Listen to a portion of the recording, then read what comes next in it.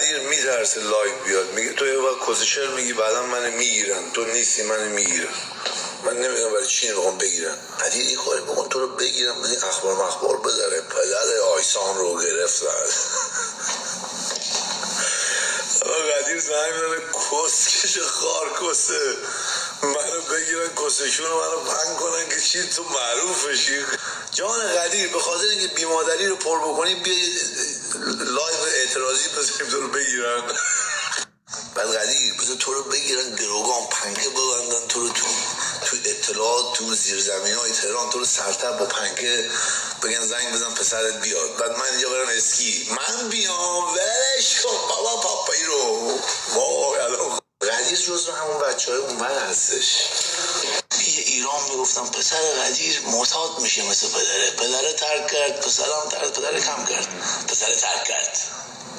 آقا قدیر رو نگیر باید مخاطر ببره الان بگم آقا قلب پدر من باتریه، این قلبش باتریه، این من تا این باتری رو بذارم این بیمارستان شهید رجایی خدا بیامرز هیچ 3 بار 4 بار اونجا فرار کرد. من با ارواح مادر و با $10,000 و شیرینی و اینا ما اینو بردیم.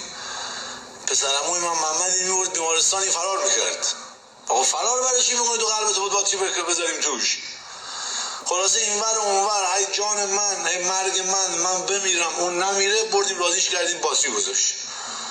این حواستون باشه این کار نشته باشیم بابا، این با شما کاری نداره که. بعد منم که بابا اون اونجاست من حال نمی کنم. اون قدیر جزو همون بچه های اونجاست خودش که چیکار داریم بیچاره رو بدبختو اسمس ندیم بدبختو. قدیم ما بودیم میپریدن تو خونه می‌خواستن بگیرن. اصلا میدونی که قبض برق آب تلفن هرچی میومد قدیر و عموی من طبقه بالا فرار میکردن. به خداوندی خدا ما یک بار قدیر و عموی رج پارکور تمرین میکردن، از طبقه دوم میپریدن خونه بغلی خونه